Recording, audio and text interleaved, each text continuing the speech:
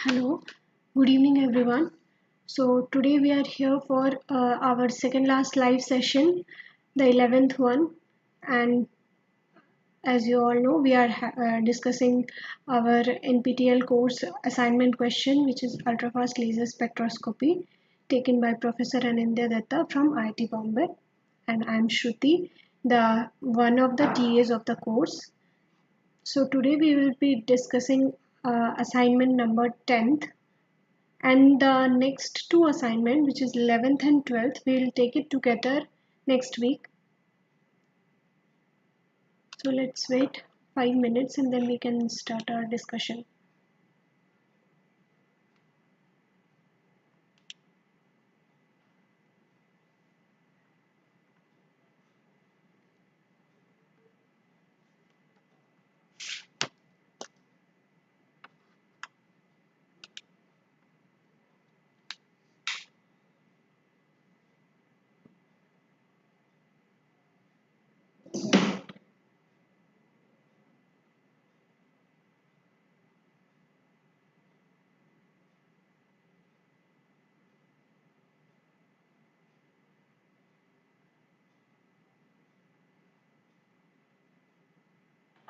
Vote ले जाएंगे में जमराज लंदन से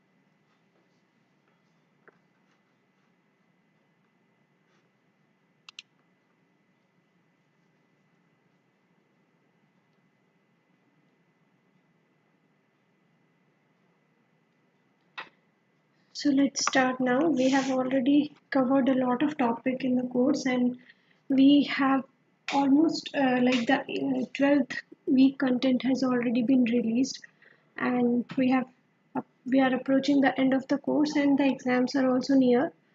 So let's finish it off quickly.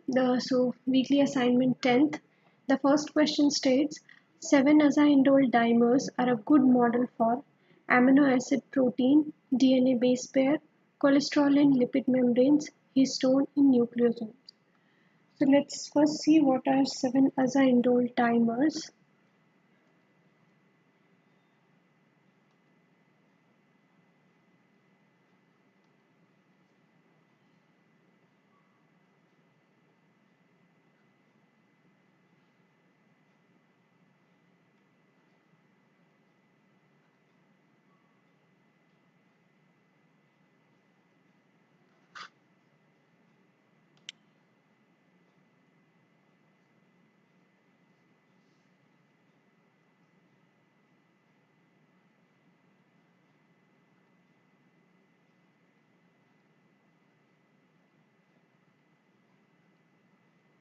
So this is one 6-membered ring and one 5-membered ring is attached to it.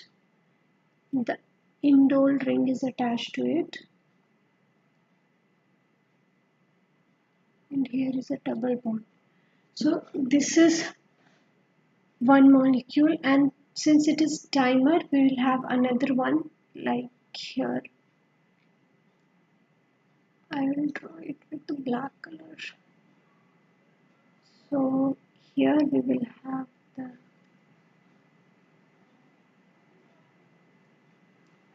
N.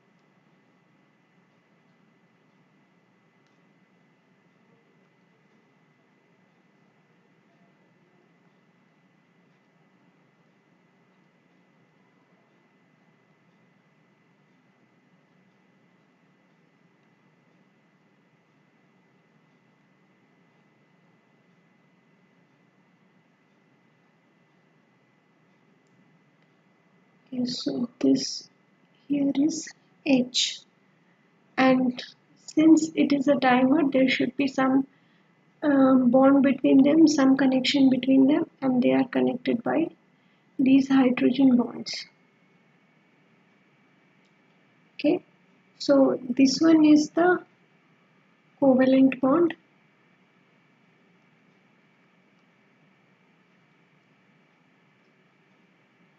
with 5-membered ring,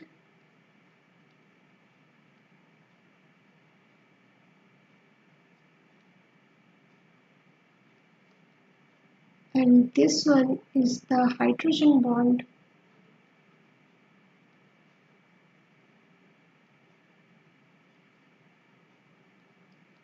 to 6-membered rings.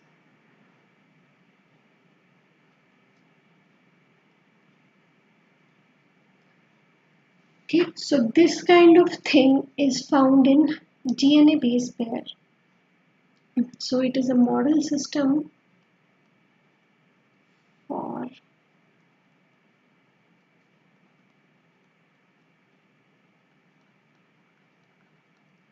DNA base pair. So in DNA we have ATGC pairing, base pairing. So this is similar to that.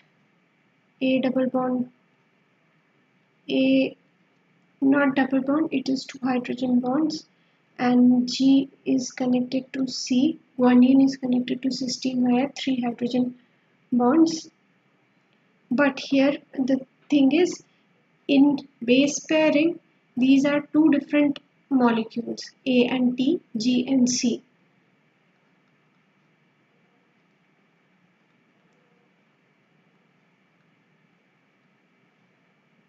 Two different molecules, but here we are using the same molecule.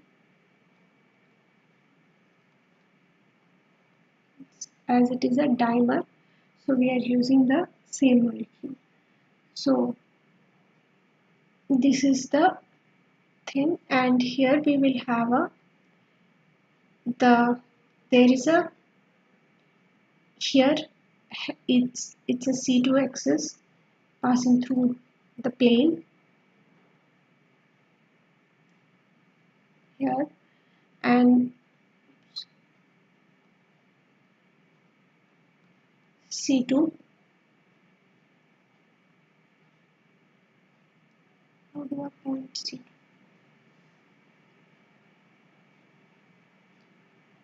And then this is the sigma plane, the plane in which the molecule is there, the plane of the screen. So this is a sigma plane which is perpendicular to the axis, C2 axis. So it is a sigma H plane. So this molecule has a C2 axis plus sigma H. So it has C2H symmetry.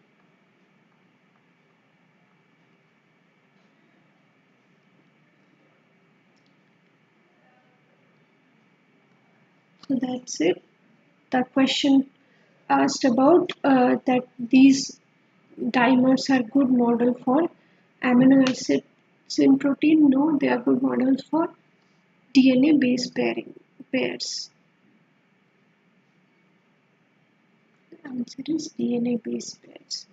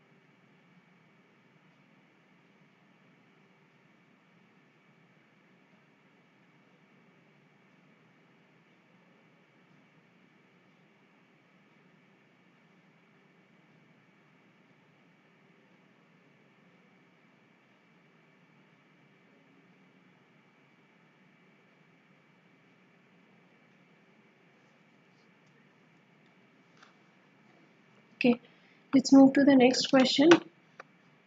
The next question is, in the femtosecond fluorescence traces of 7-azindole dimers, there is a fast decay at longer emission wavelength. There is a rise at longer emission wavelength. The fast component of decay is single exponential, or the fast component of decay is double exponential. Let's see how the decay is. So let's see the time resolved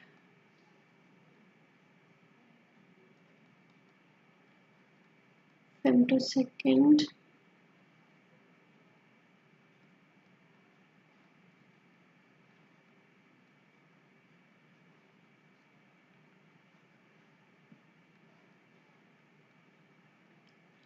Time resolved fluorescence of 7AI dimer.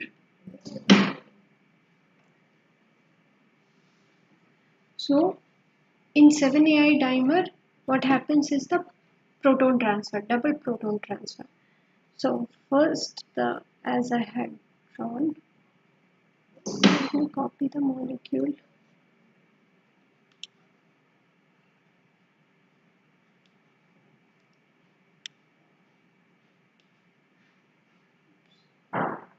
I'm not able to select this. I have to draw again.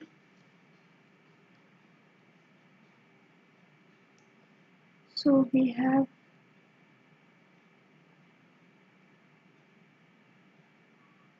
and here is the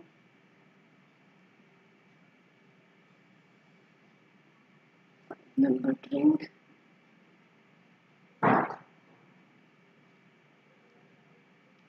And one edge is covalently bond, the other will come from here. So this one is the hydrogen bond, and this one will be the another 5-membered ring it will be. So let's draw the 6-membered ring here. NH,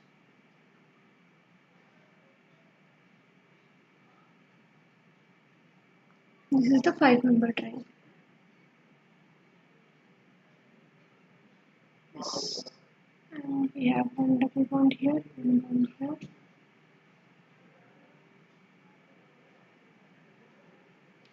And there is another hydrogen bonding here. So this H is transferred to here and this H is transferred to here. So we have now the bonding changes, and in the 5-membered ring we get covalent bonding,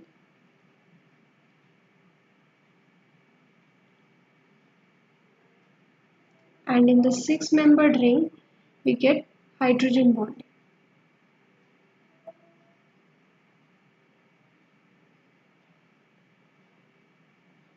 So the 5-membered ring here is the covalent bonding. Now let me show the exchanged protons by green.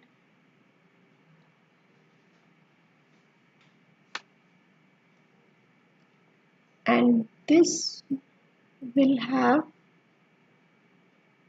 the hydrogen bonding,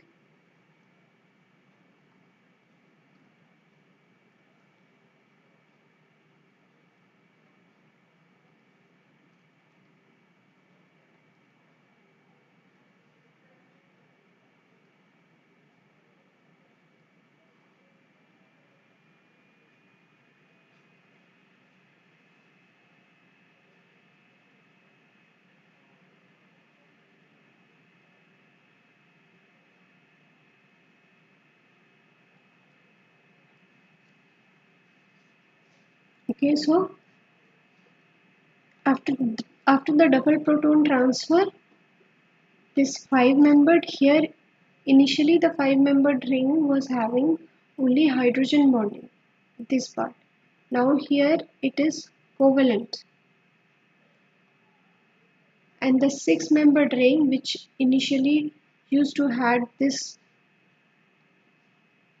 here was the covalent, here it became hydrogen.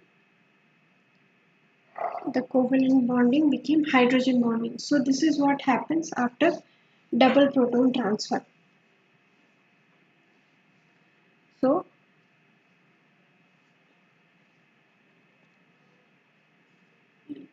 when the time resolved fluorescence decay was taken for this molecule at blue wavelength and the red side of the wavelength, we got plots like this.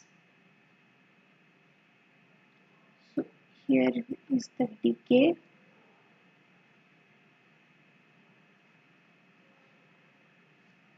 and here is the counts or FL intensity.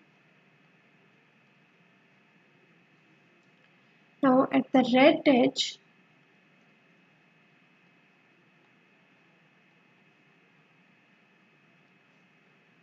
and here I will draw the blue edge.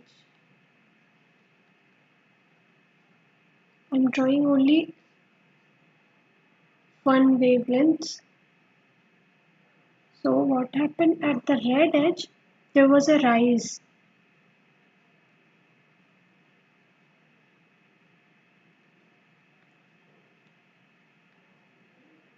Like this. And at the blue edge, there was a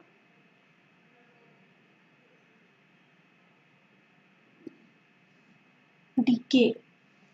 So this is at 380 nanometer, and this was at red edge around 620 nanometer.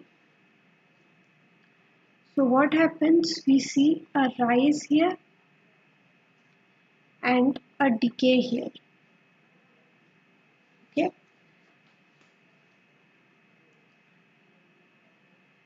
So the question is asking about in the femtosecond fluorescence traces, the decay there is a fast decay at longer wavelengths. So this is the longer emission wavelength, but here we did not see any decay. Sorry, do not see any fast decay. So let me write over here. No fast decay here. There is a rise at the longer emission wavelength. Yes, it is correct. We have a rise at the longer emission wavelength. This is the rise. This is the rise. So at the longer emission wavelength, which is the red side, 620 nanometer, we see a rise. So this second statement is correct, that there is a rise. Third statement is, it's a multiple select question. Square check boxes are given. So the third statement says the fast component of decay is single exponential.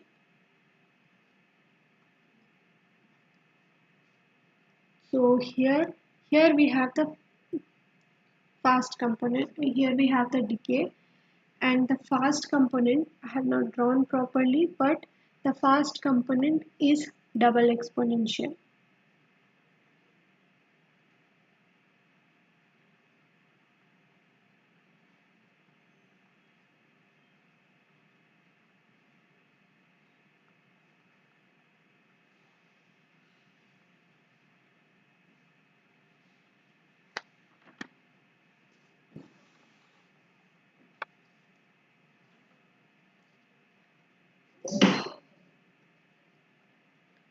Okay, so in the blue end,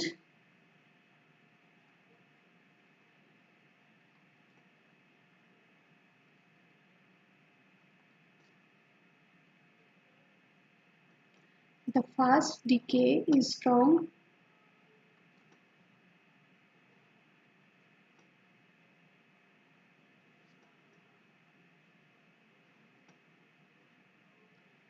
the locally excited state.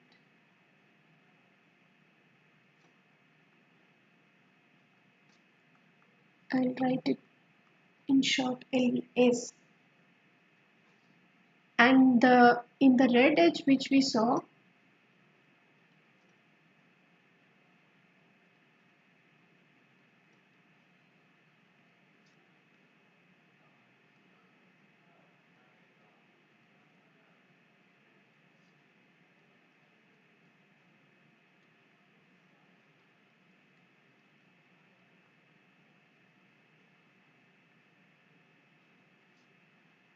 and the red edge is for the proton transfer dimeric form, which is formed in the excited state.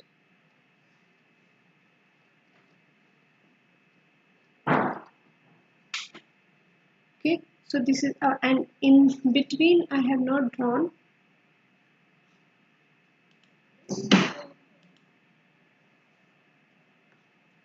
So in between, at around 400, we see a rise and a decay. With this color.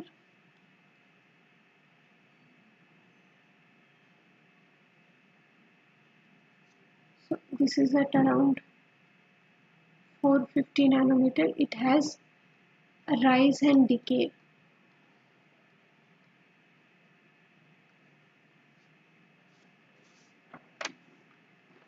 Okay, so this one is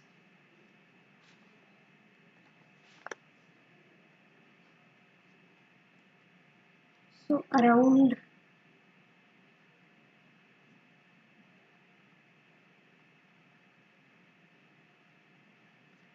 450 nanometer.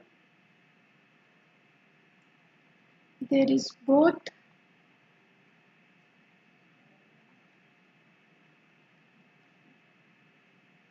fast decay, which is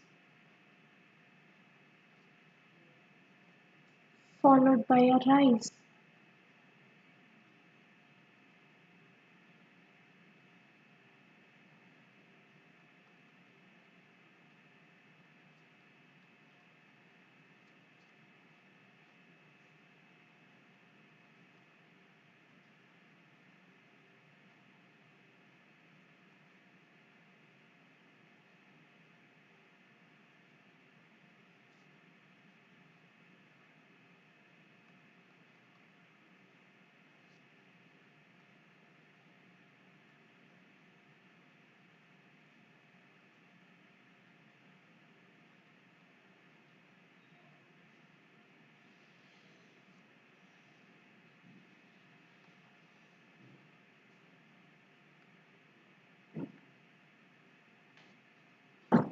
So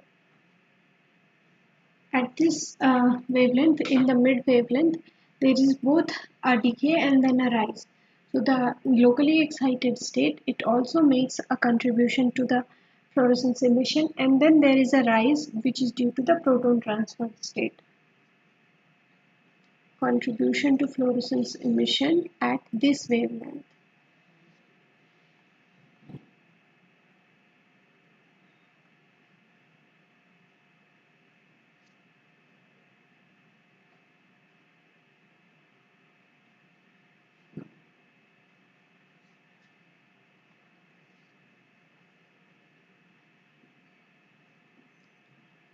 And we see a decay. Okay, so to answer this question,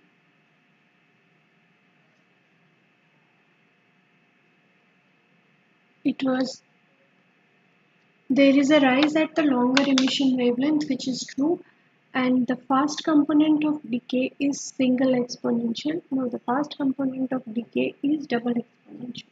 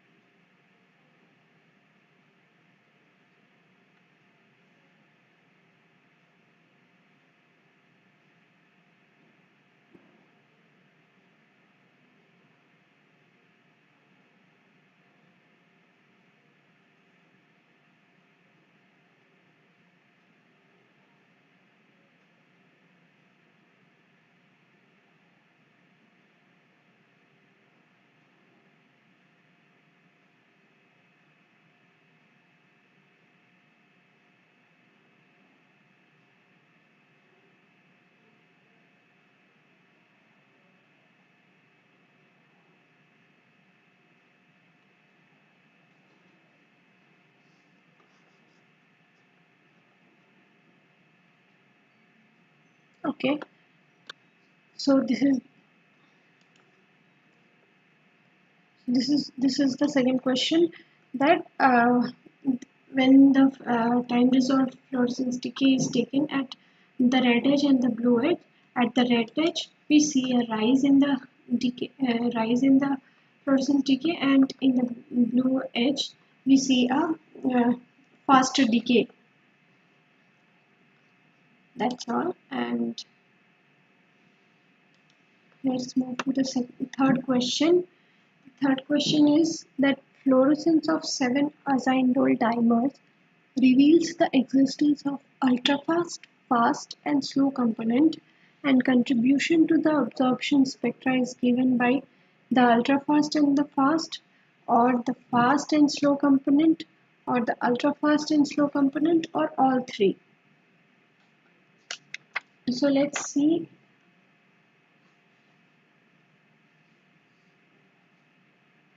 From the time resolved fluorescence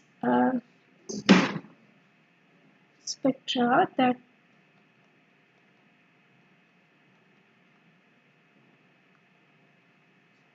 the time resolved fluorescence intensity is given by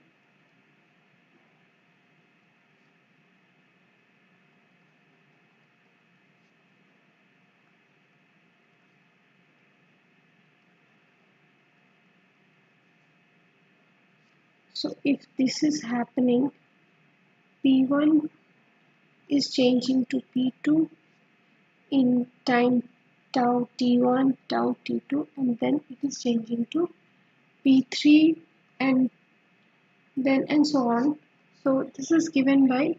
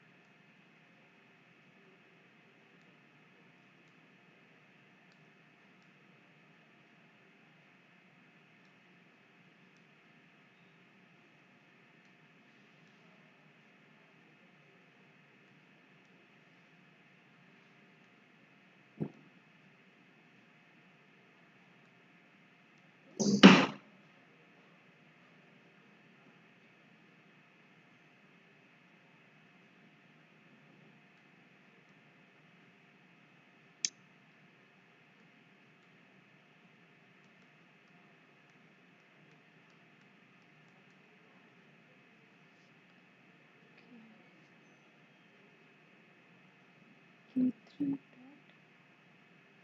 P3T.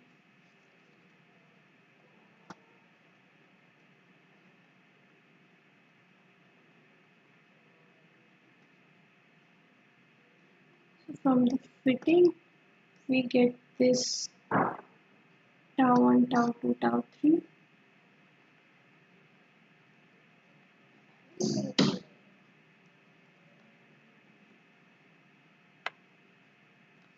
And here the K1, K2, K3 are the fluorescence spectrum.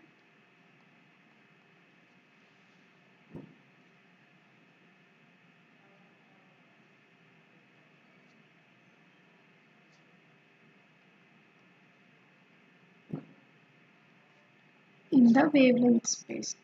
That is the normal fluorescence spectrum.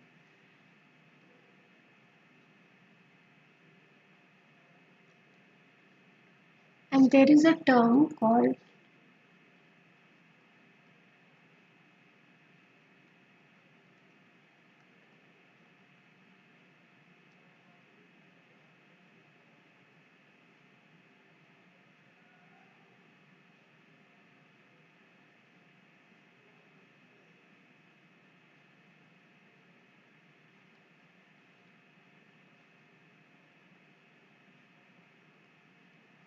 oscillator strength, which shows how strong is the transition.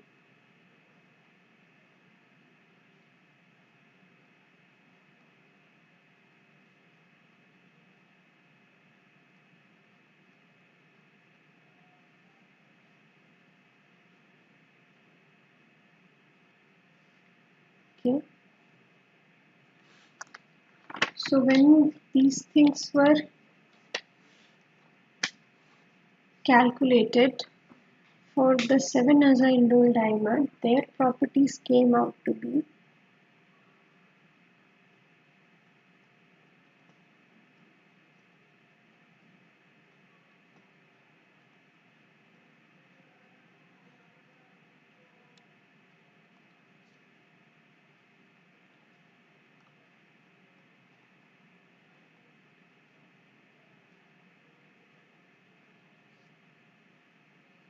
I'll make a table here. Component.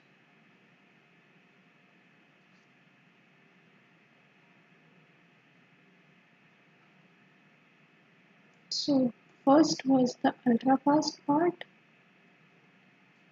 then the fast component, and then the slow component. So ultrafast component was 0.2 picosecond. Fast component was 1.1 picosecond, and the slow component was 3 nanoseconds. Okay, so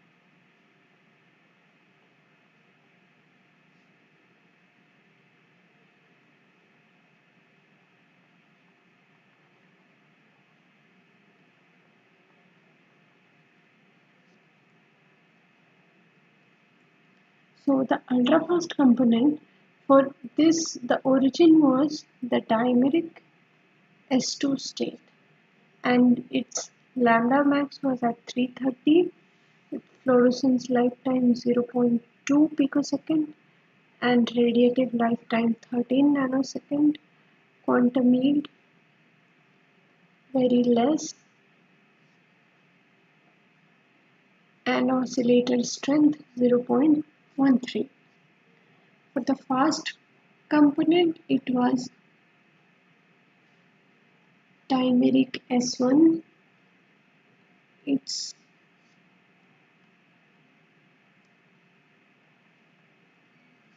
radiative lifetime more, quantum yield more, but the oscillator strength was less. And the slowest component, it was originated due to the tautomeric form.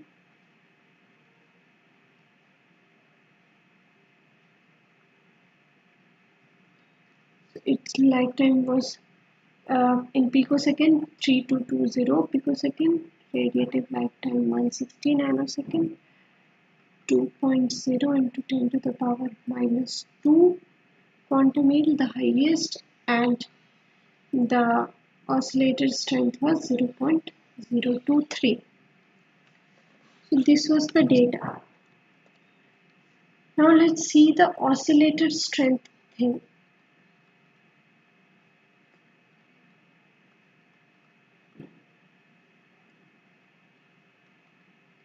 So the oscillator strength which they got, actually oscillator strength is calculated from the absorbance spectra. So from the absorbance which they got, oscillator strength was about 0.16. Now for ultrafast,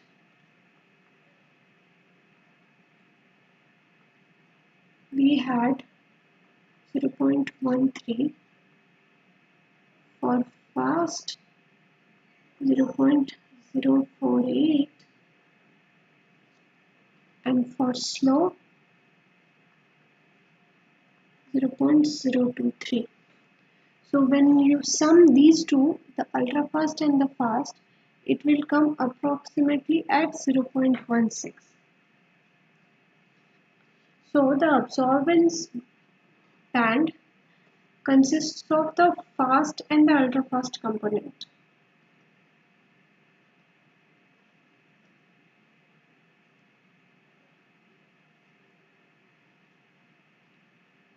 This means that the absorbance band consists of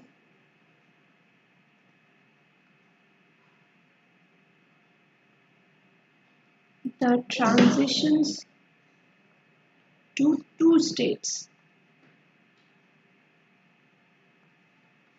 So that those two states were dimeric S2, from dimeric S2 and S1.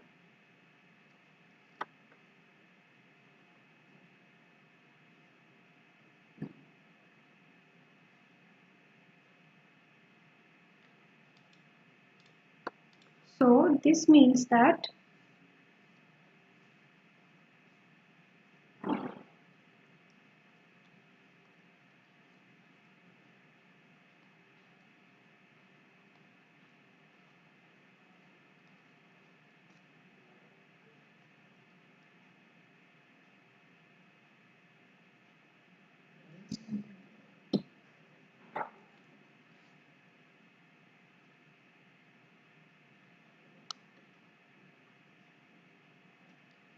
the ultrafast and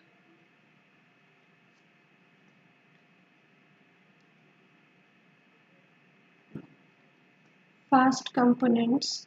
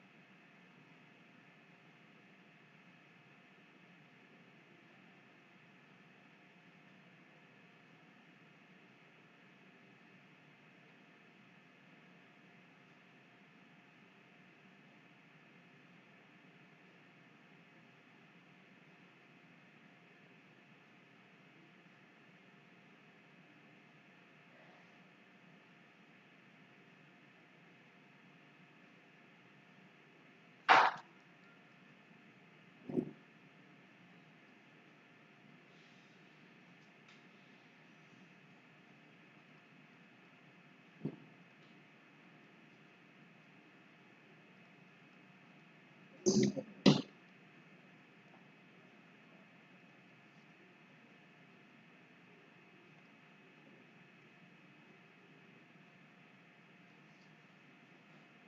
ultrafast and the fast component together make some sort of ensemble, twofold excited state ensemble to which the excitation is taking place.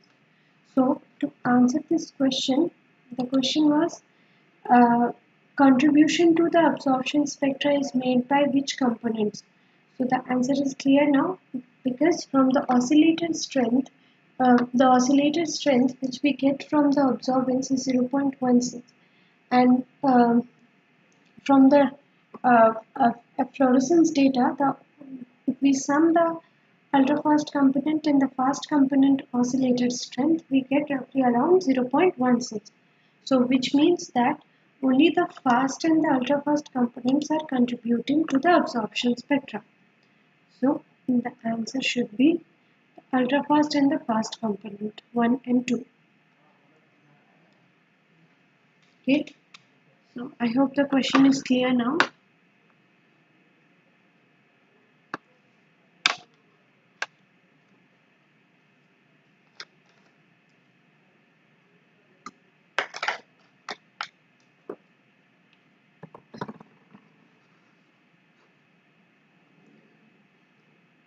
Let's see the next question.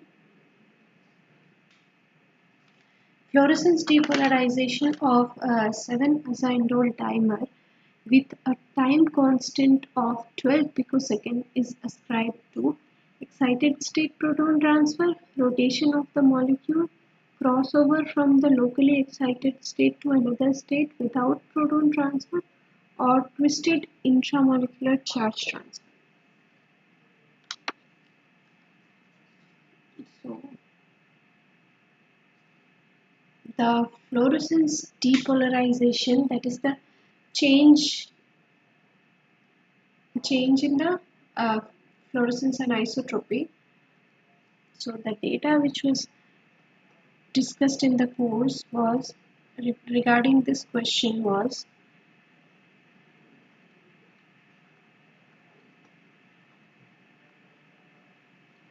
anisotropy change of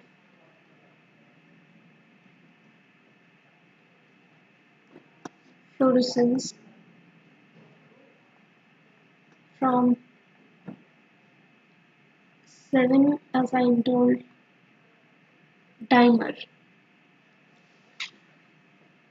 So the excitation was done at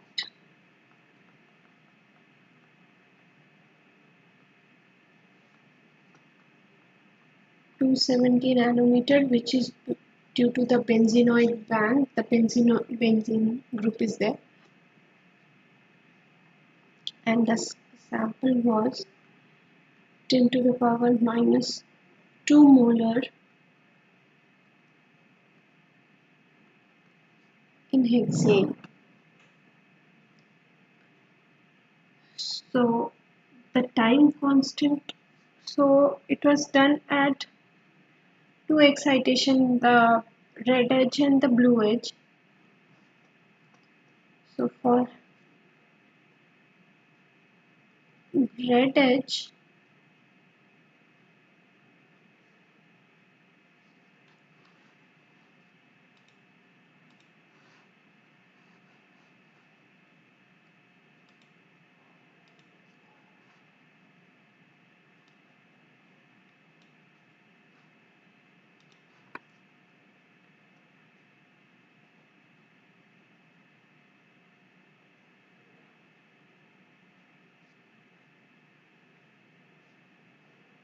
so here the red edge 500 nanometer and the blue edge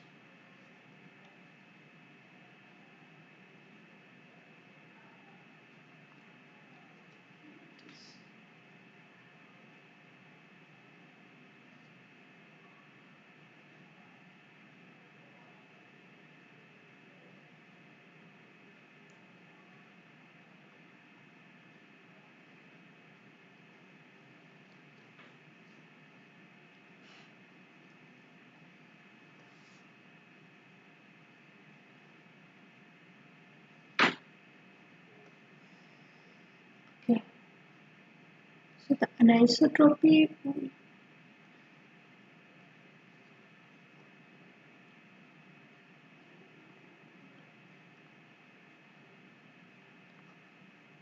pen is not writing.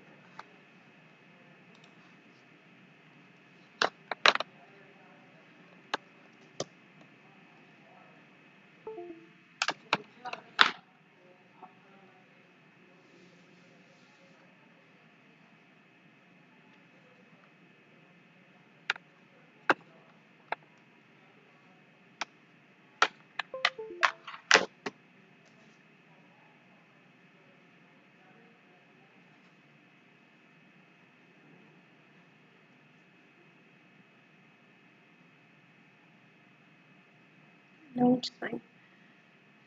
So I'll just draw the spectra how it came. So it had an ultrafast component and then this part. So this part was the ultrafast component. And in the red edge, it was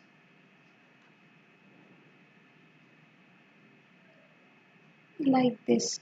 So this was 12 picosecond.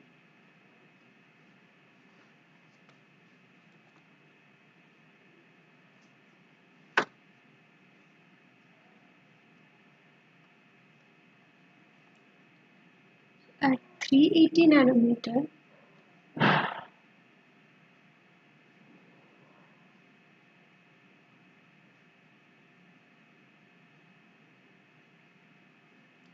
we saw at 380 nanometer or blue uh, in the blue edge, we saw there was a fast decay in the emission spectra.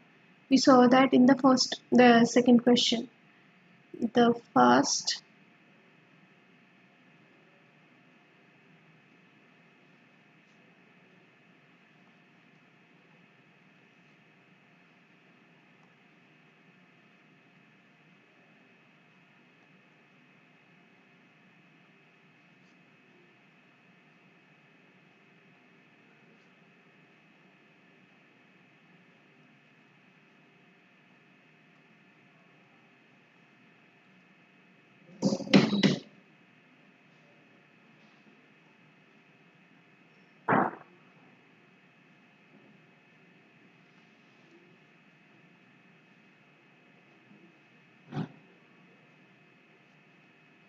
and in the anisotropy we just now saw that there is an ultrafast component. So this cannot be due to rotation.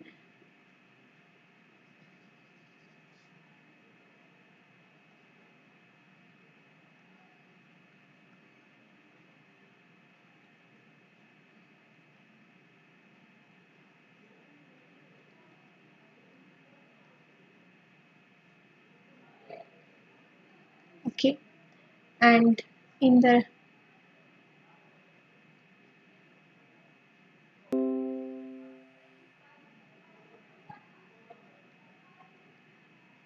red edge, the 500 nanometer,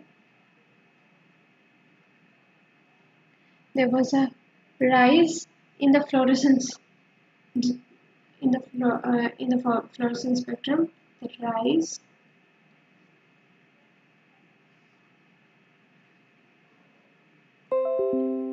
followed by a very slow decay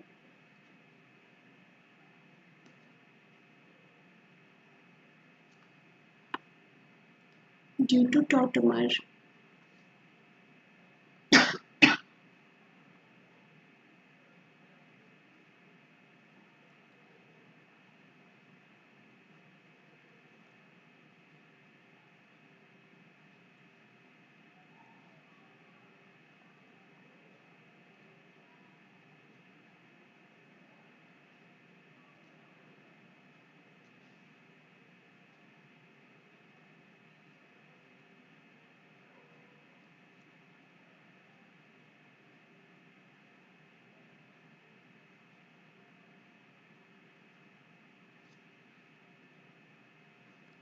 And in the red edge, we see that the anisotropy evolution is also slower, around 12 picoseconds.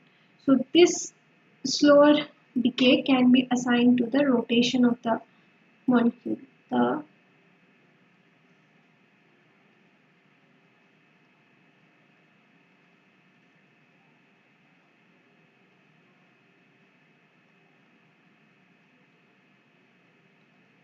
depolarization takes place due to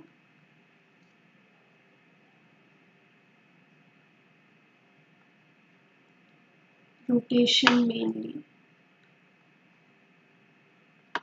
Rotation cannot take place in the ultrafast time scale.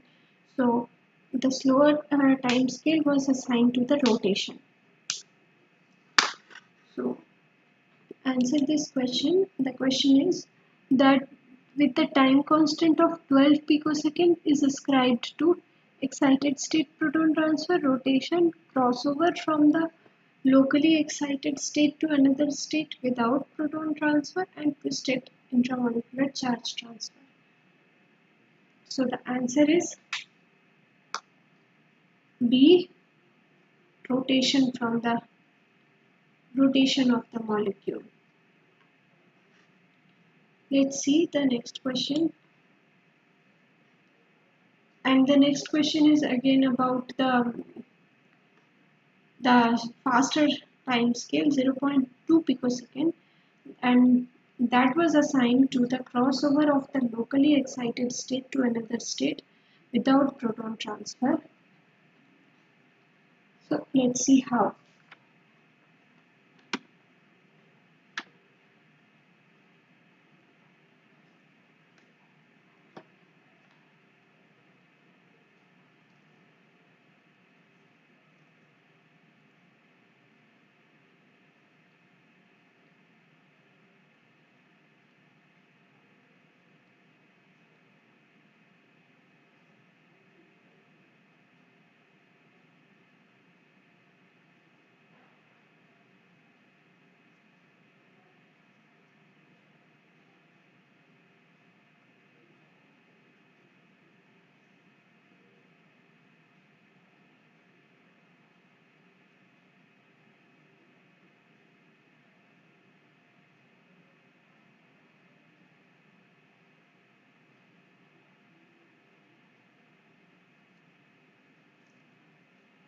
So this one is the 0.2 picosecond component is taken for S2 to S1 relaxation.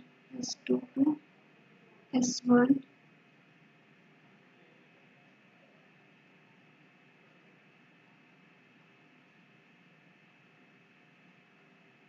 electronic relaxation. So it is just a relaxation process without the proton transfer.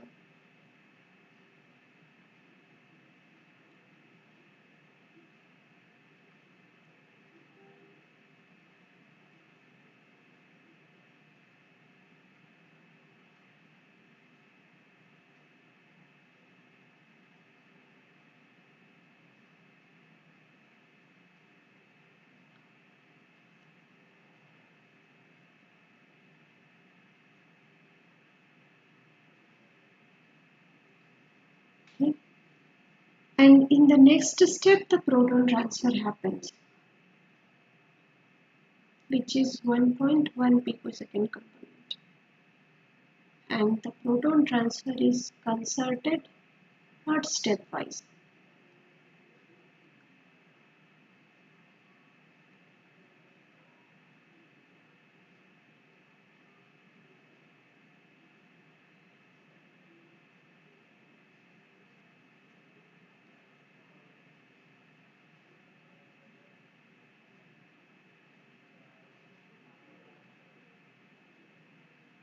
So the proton transfer will happen. The hydrogen, the covalent bond will go with the 6-membered ring,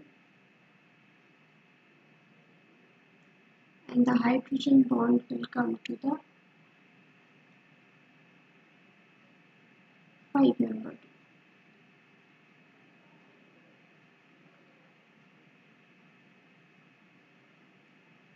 So this is the covalent bond.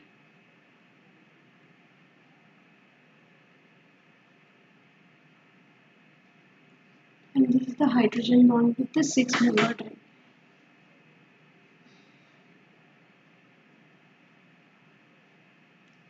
Sorry, hydrogen bond with the 5-membered. This is the 5 hydrogen bond with the 5 and covalent bond with 6.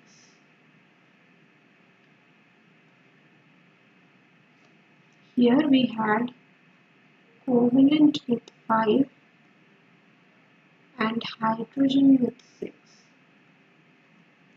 So after proton transfer, this got reversed.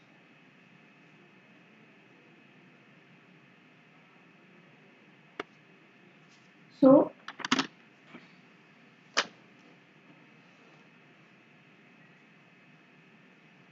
the depolarization of the ultrafast component 0.2 picosecond, fluorescence depolarization occurring in the ultrafast time scale, which is 0.2 picosecond. It was assigned to this crossover from the S2 to S1 state, which is happening in this ultrafast time scale, and not the proton transfer or the rotation.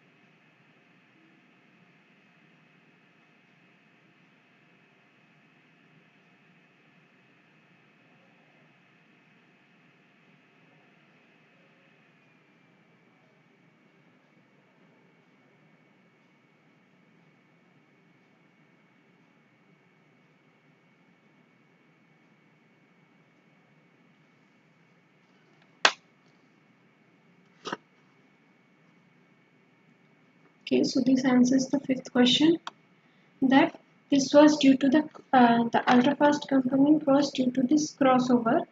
So let me write a bit here about this thing happening, that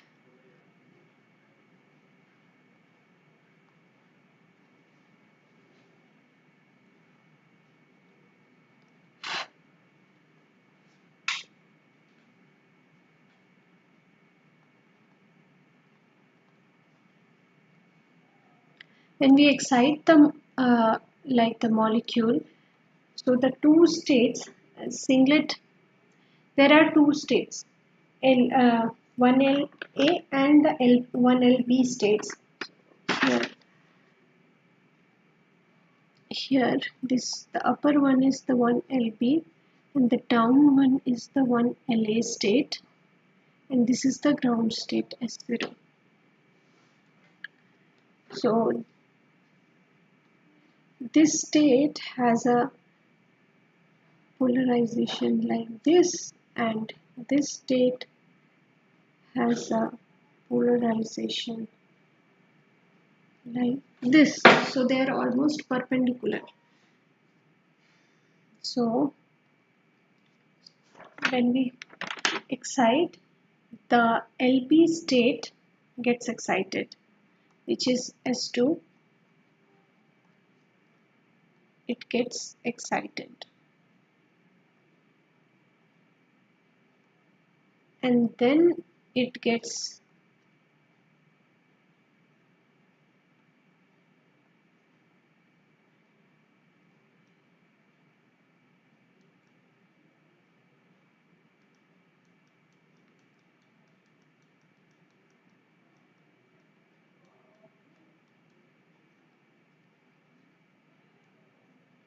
which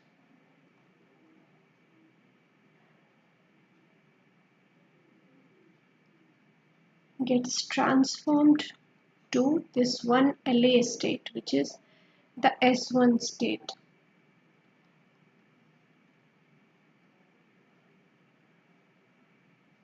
Via vibrational cooling or vibrational relaxation in 0.2 picoseconds. So this time is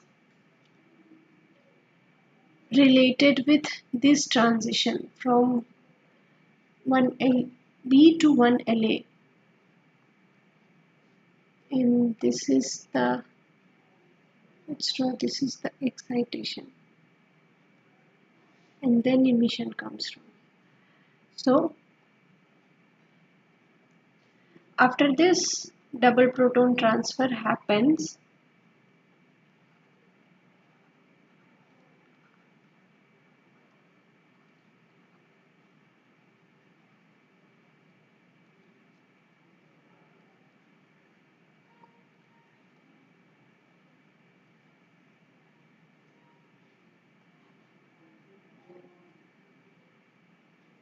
from the relaxed S1 state.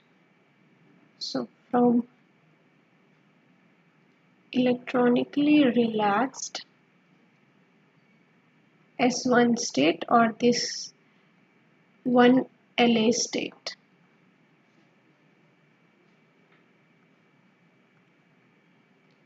Of the dimer. And also Takuchi and Tahara, they claimed that the double proton transfer is concerted.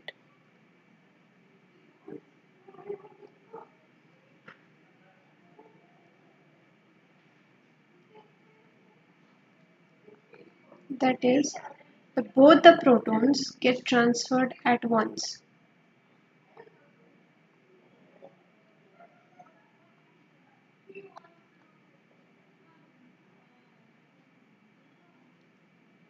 Get transferred at once and not one at a time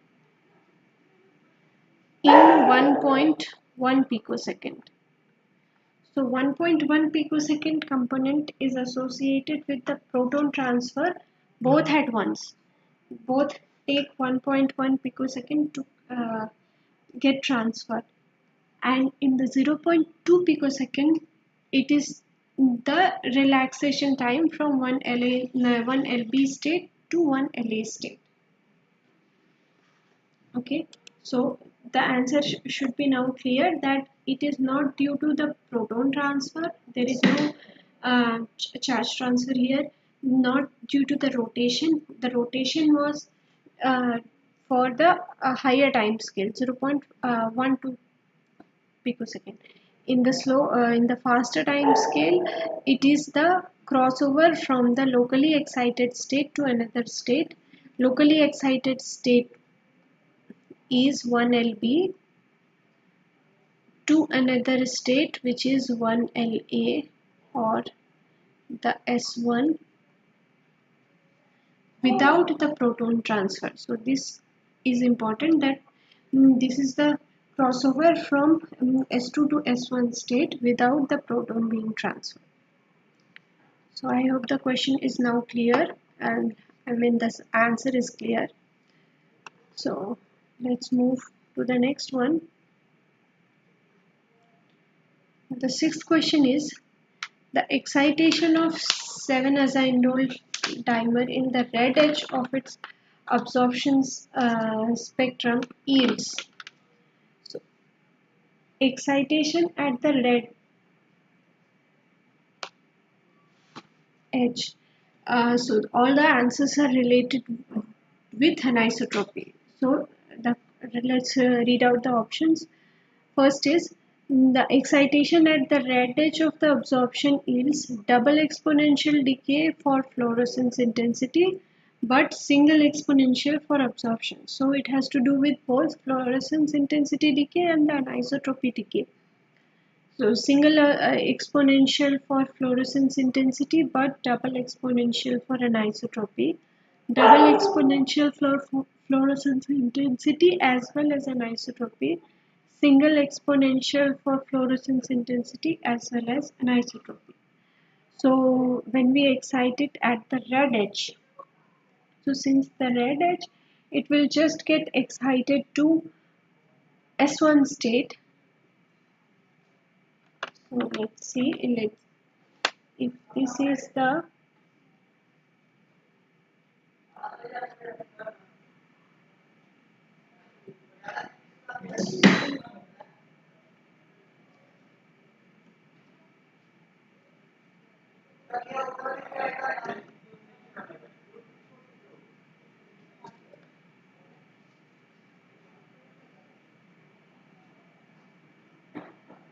if this comes due to excitation to S2 and this comes from S1. So if we excite at the red edge here,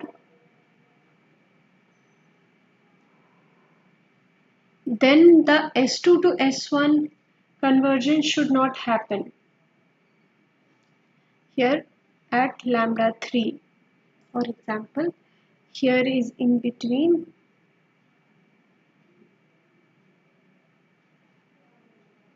So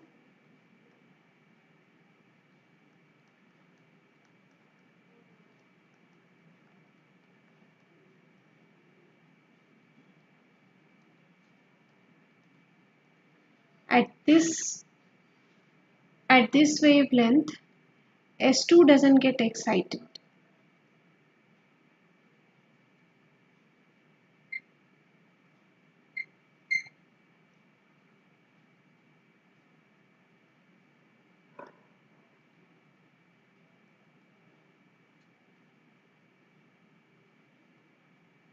And the decay, the ultra fast component of the decay, which was coming from the crossover from S2 to S1 state, this should not be visible because here only S1 is getting excited. There is no S2 excitation. So there should be no vibrational relaxation.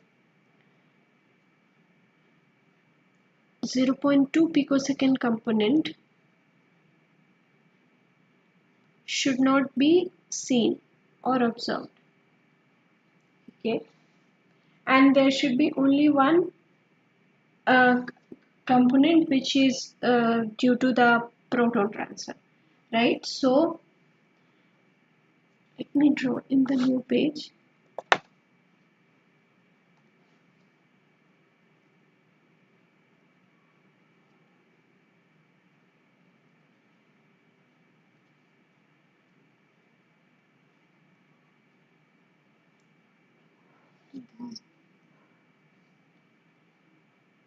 Picosecond, and this is fluorescence intensity decay. So at the red edge here, it came as single exponential.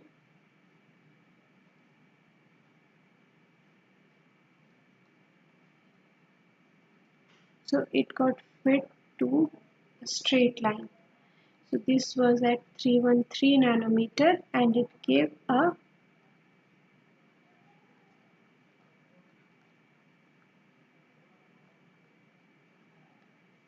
single exponential with lifetime 1.1 picosecond. So you see there is no 0.2 picosecond component present over here. But at the blue edge, this is not asked in the question, but at the blue edge, it was like this. So here we have two components. It doesn't get fitted to a straight line.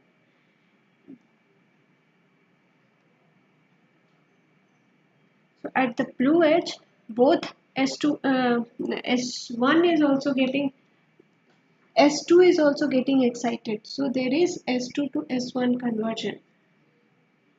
And this one is bi-exponential.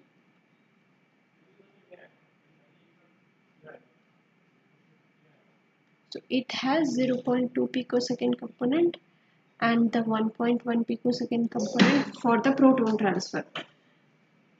So this is the case for fluorescence intensity. the semi-log plot.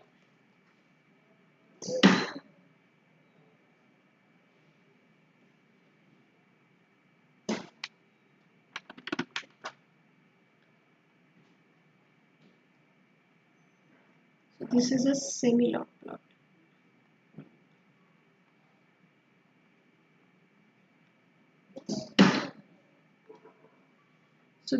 So we see in the red edge, this is the red edge.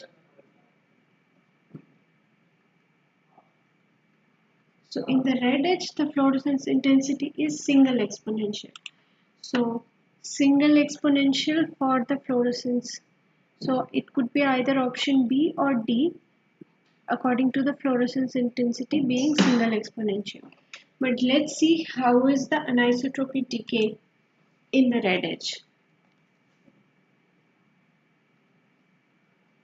So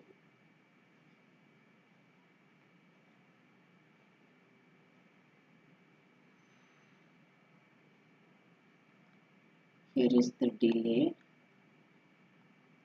in the picosecond, and here is the anisotropy. So for the red edge, it was like this at 313 nanometer, that is the red edge, which is single exponential. And this is again a semi-log plot. And for the blue edge,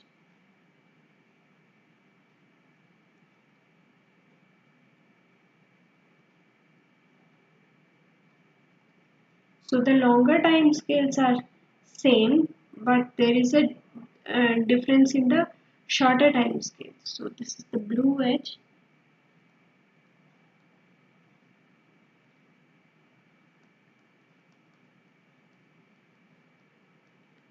To 70 nanometer, and this component was 0.2 picosecond component, and this faster component is 12 picosecond component, which is due to the rotation.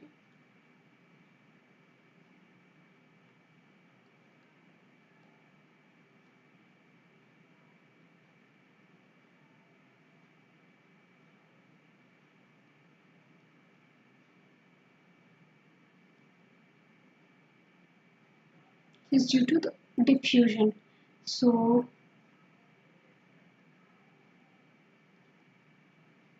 red edge came as single exponential.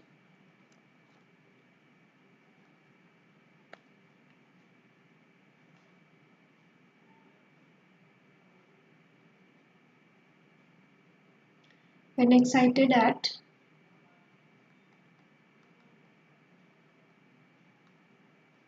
313 nanometer,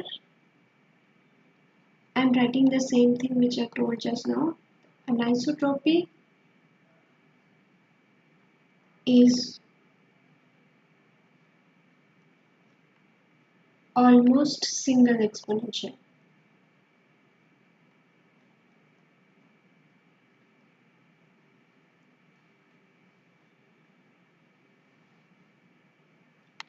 And at 270, which is the blue edge, there is ultrafast component in the initial times.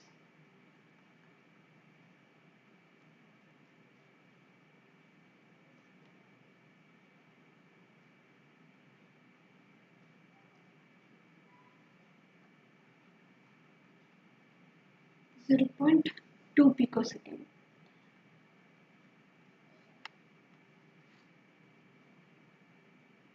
So from this they confirmed that, okay, so to answer this question, the answer is now clear that it is single exponential for both decay of the fluorescence intensity and decay of anisotropy.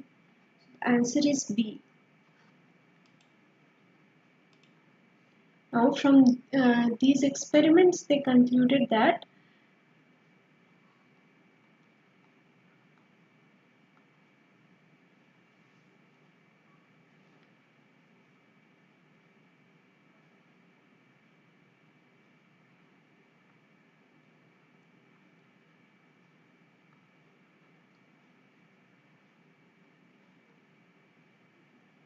one state makes way for the other in 0.2 picosecond.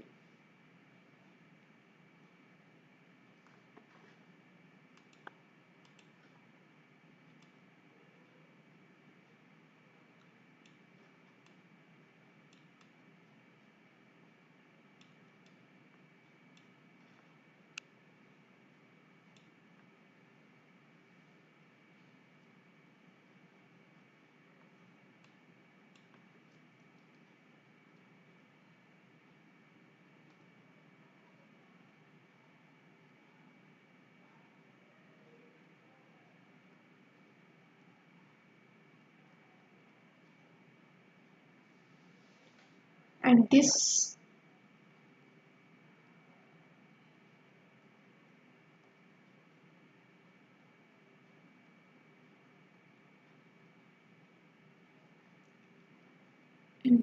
is associated with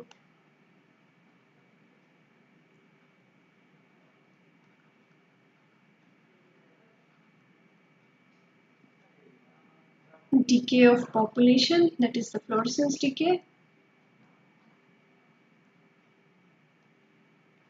and also with change in the direction of polarization or the dipole moment,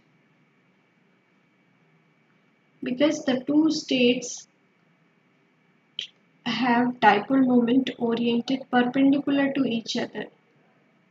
So that's why there is a change in the anisotropy.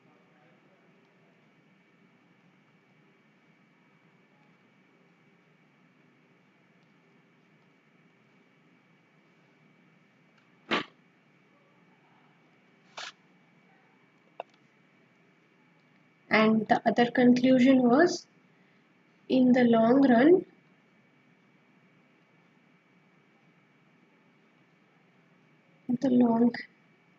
both lines are parallel.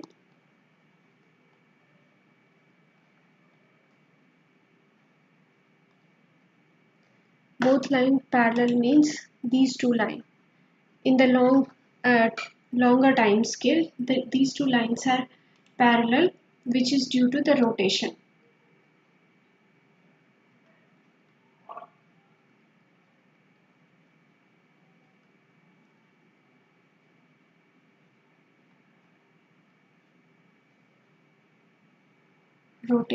But in short time excited state process is happening.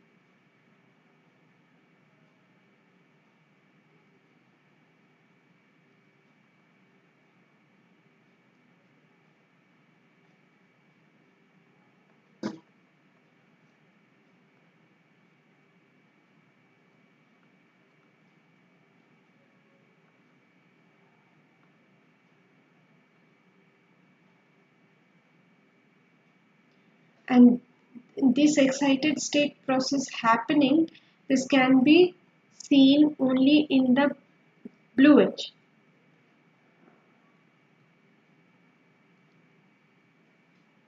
Only at higher excitation, that is the blue edge.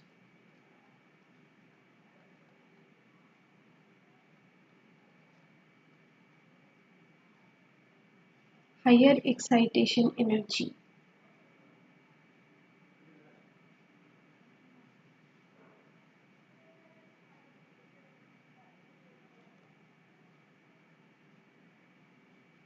Okay, so with 270 nanometer, we excite S2 state, and with whatever 313 nanometer, we excite S1 state directly. So this was the conclusion they got from these two decay. Okay, so this was question 6. Let's move to question 7. We have a lot of questions left. Question 7 says that the Kasha's rule is usually obeyed in most fluorophores because S2 state is completely non-emissive. It is usually not populated by direct electronic excitation, is very short-lived, and so its emission is minuscule contribution to the steady state intensity, usually undergoes rapid intersystem crossing.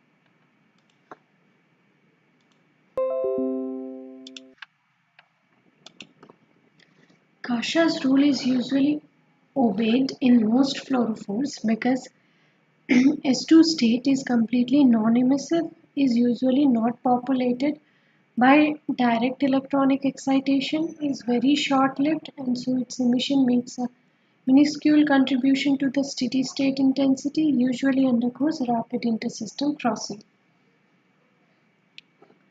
So there is generally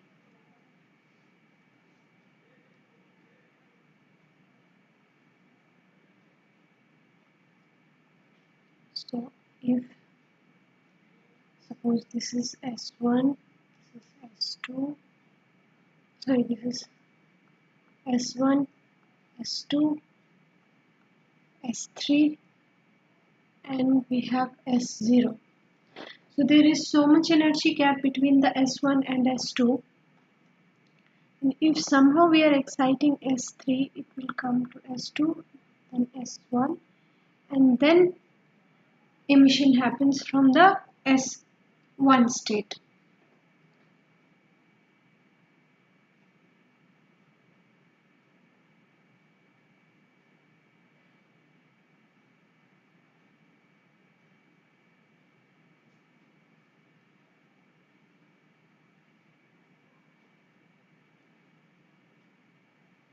Okay, so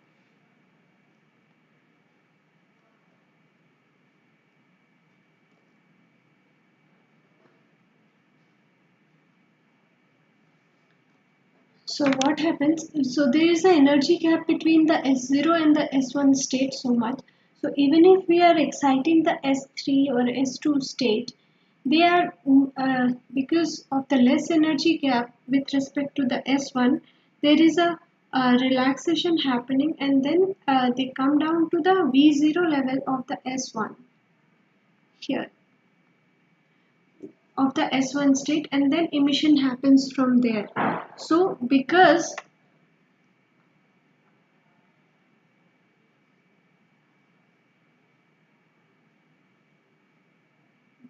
the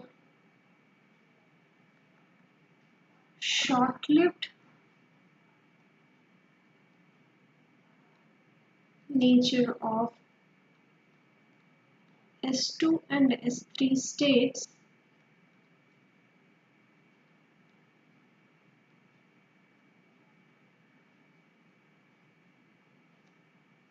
less energy gap between S3, S2, S1 state, the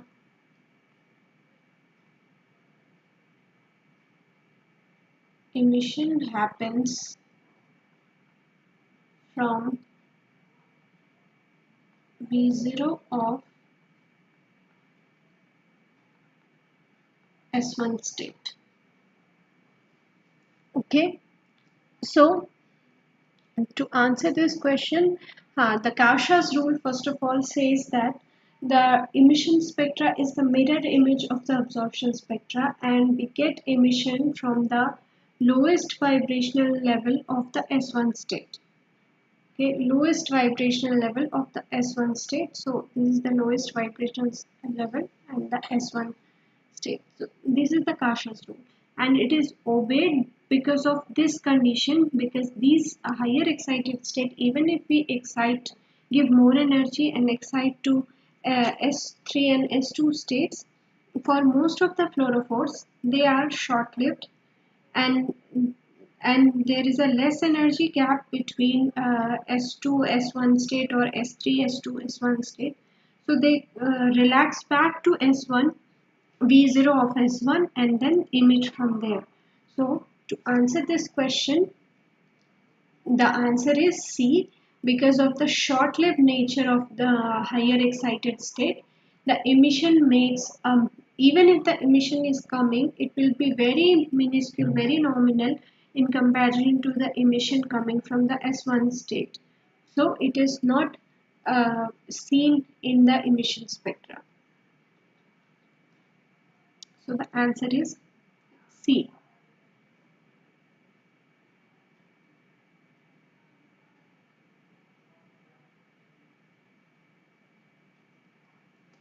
Okay. And when is Kausha's rule violated?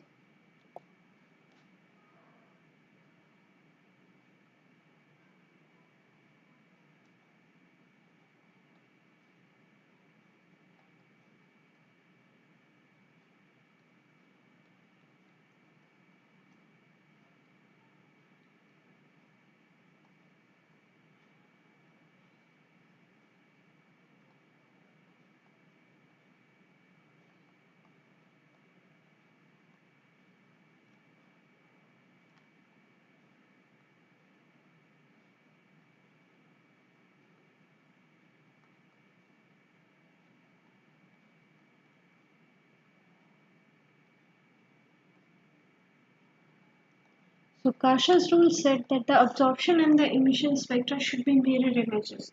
But when the excited state process happens, it's not mirror image. Due to the excited state process happening, there is a new peak which is redshifted.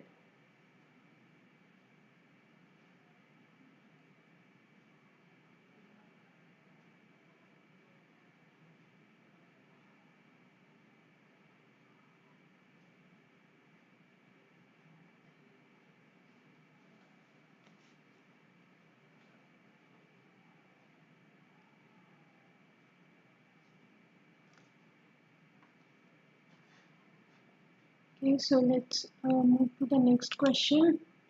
And now we move to the plasmonics part. I think the lecture 55 and 56 maybe of the course. And just a few questions are there. We'll finish it fast. So the first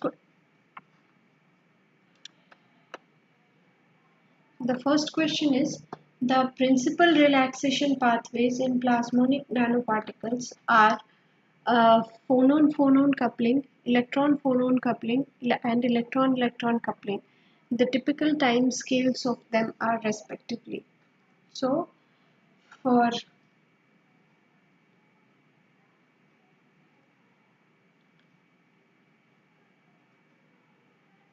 electron-electron scattering, it takes hundreds of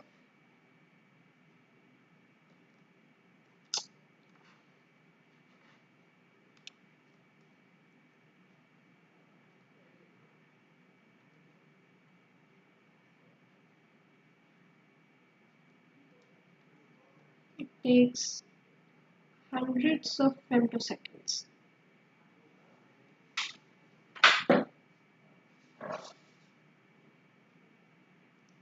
Okay, and for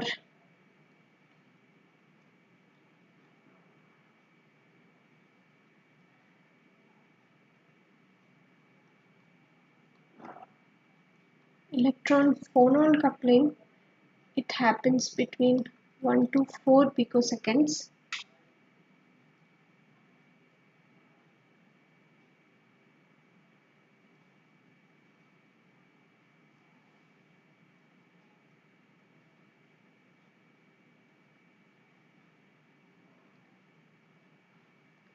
And the phonon-phonon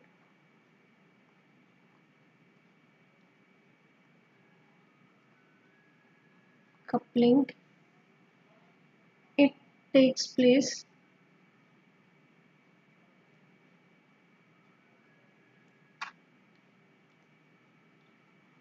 in 100 picosecond. My pen is not writing properly.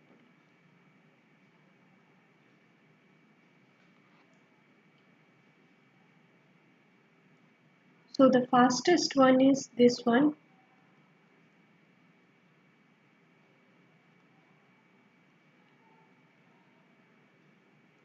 So this is the fastest electron-electron scattering. It happens in hundreds of femtosecond. Then first one is phonon-phonon. So phonon-phonon in 100 picosecond.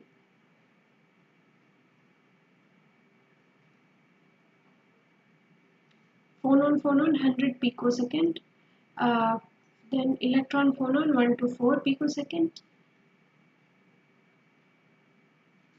And then electron-electron scattering in hundreds of femtosecond. So the answer will be A.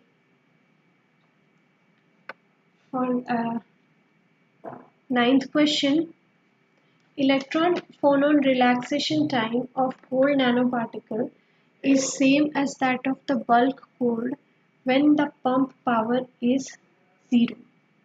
So electron phonon coupling time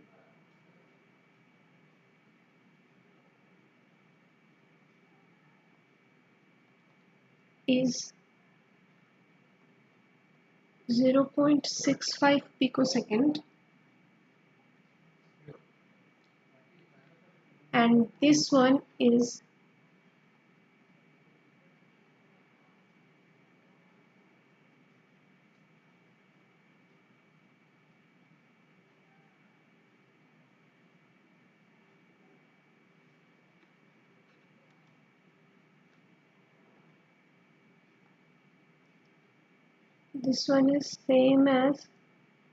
bulk cold at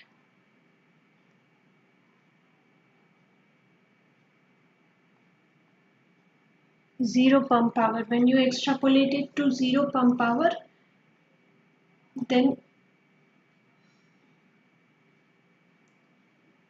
the electron phonon coupling is same as that of the bulk cold. But when you excite at higher pump power, there is a lot of interactions that can happen, and the electron phonon coupling time at higher pump power increases.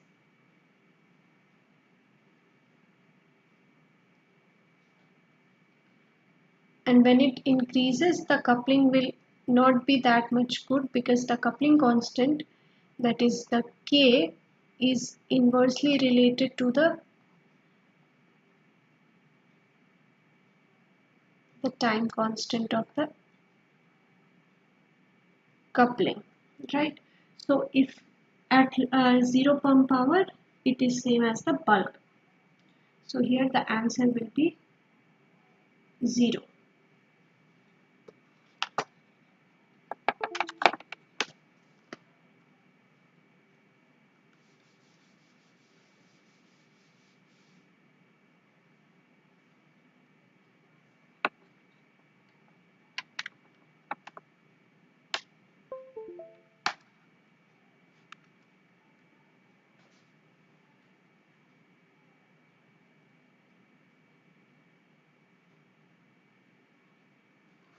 Okay, let's move to the next question. So with increase in the size of silver nanoparticles, electron scattering time constant increases to saturation, increases monotonically, decreases monotonically, or decreases to saturation. So let's see.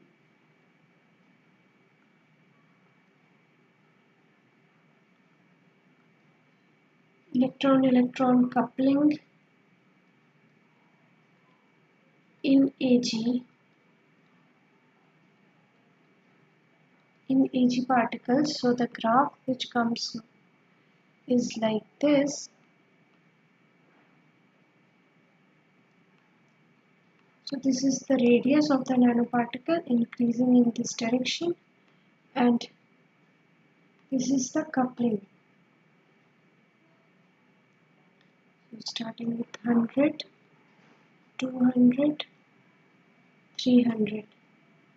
So it and then comes to saturation for other radius.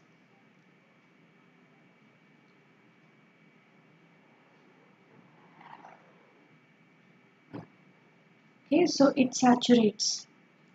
So for increasing radius, with increase in the size, it increases. With increase in the size, it is increasing, and then it is saturating. So answer to this question will be, it increases to saturation. There is an initial rise because with the increase in radius, there is some equilibration happening, and the energy gets redistributed among all the electrons.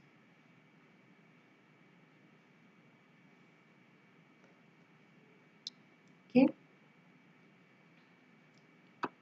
let's move to the next question. In case of gold aggregates, electron phonon relaxation time is independent of wavelength, decreases with increase in wavelength, increases with increase in wavelength, and first increases, then decreases and with increasing wavelength.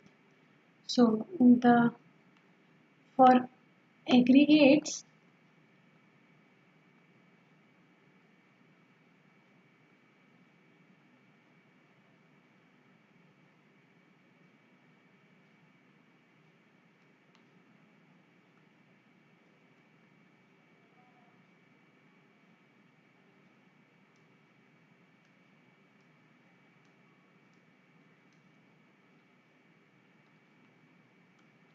so for AU aggregates, the relaxation time versus radius, so versus wavelength comes like this. This is 520, 580, 640 nanometer, and here is the relaxation time 0.4, 1.2, 2.0. So the graph which comes is like this.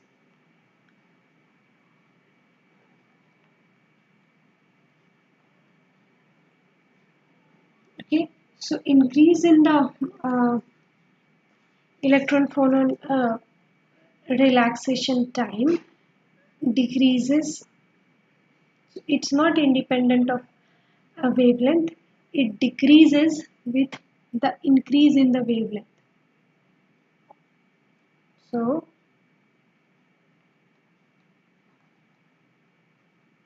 here you can see as you go at the longer wavelength, there is a decrease.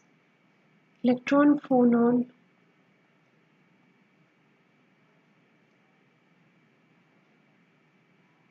relaxation time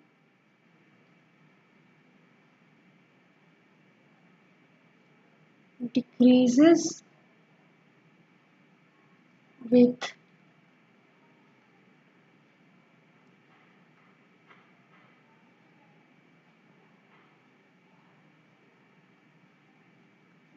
increase in wavelength. So increase in the electron oscillation and the electron oscillation and the phonon spectral overlap happens, and the interfacial scattering with more aggregation, it leads to faster faster relaxation time. So here the answer will be decreases, the phone relaxation time decreases with the increase in the wavelength.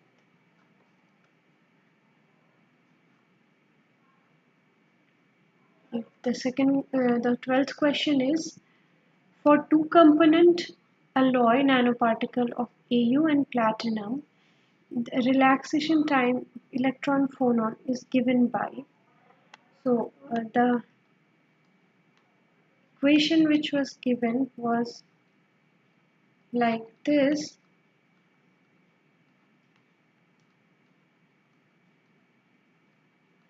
Of Au plus 1 minus alpha Au, where E pH of platinum. So you can take alpha Au tau EPH platinum plus 1 minus alpha Au tau EPH Au divided by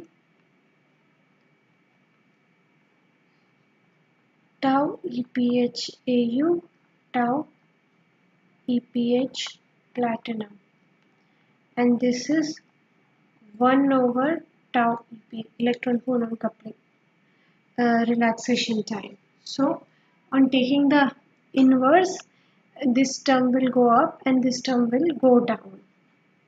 So I think the options are tau EPH of Au and platinum should be in the numerator.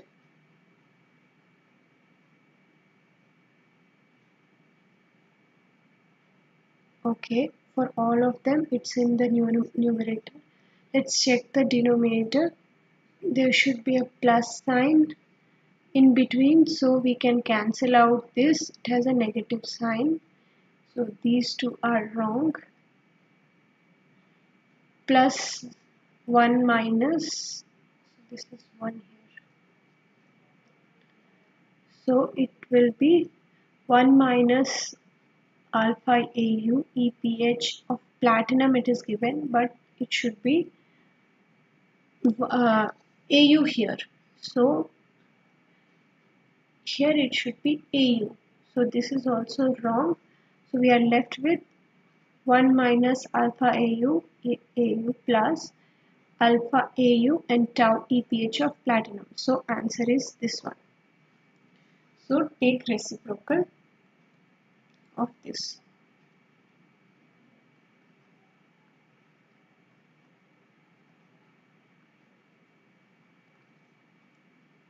Okay, so answer will be C.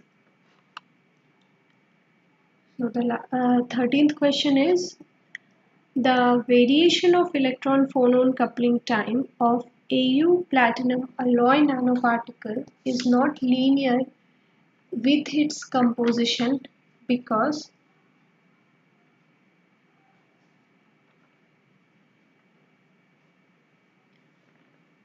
the answer to this is it's not linear because there is a difference in the density of states of Au and platinum.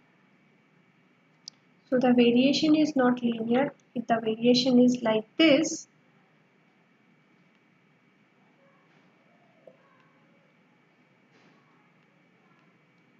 if this is Au, it's starting from 0 and this is 1. This is the composition and this is the relaxation time in picosecond. So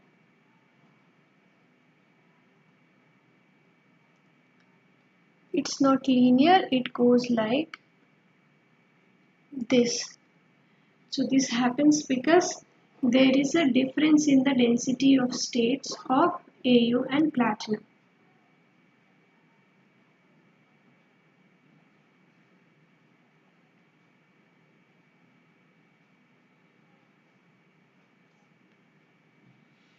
Okay, let's move to the last question. In case of Ag and Au nanoparticle, alloy nanoparticle, electron phonon resonance time is independent of the composition, goes through a minimum, varies linearly with composition, goes through a maximum.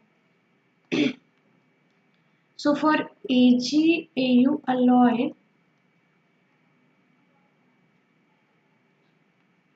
the electron phonon resonance graph with respect to composition, it looks like this. So for different size, so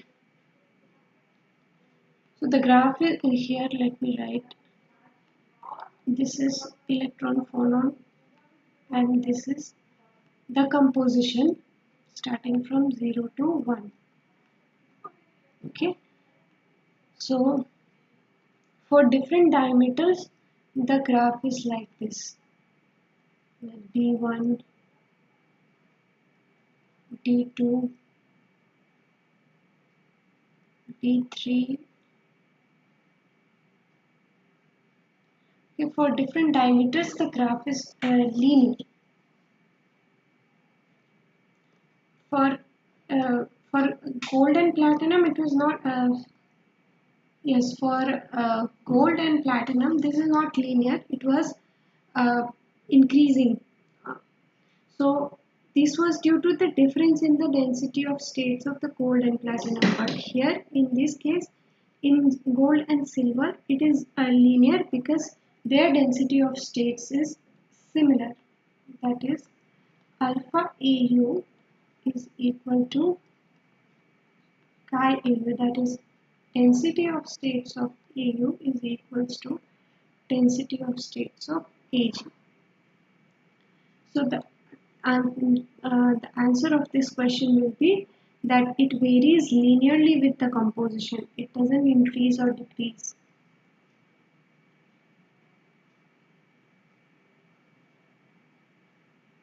Okay, so the answer will be C.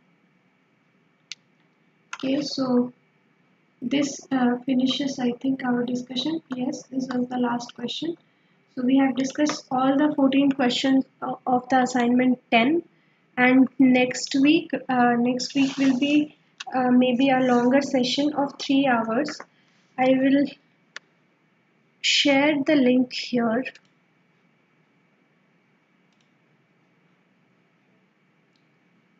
Stop presenting first.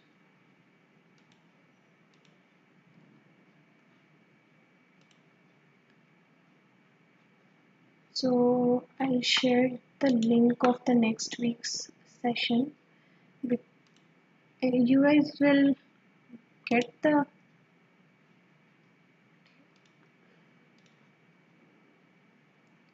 So next week we have to discuss two assignments, the 11th and the 12th one. So I have increased the time by 1 hour. So next week's session will be the last session. So it will be of 3 hours.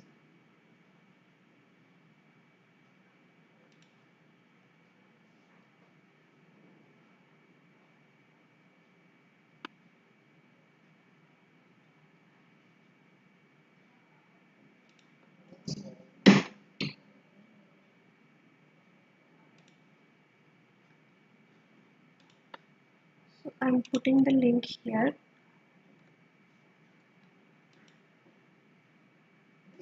So this is for the next week. It will be from evening 6 to 9 p.m.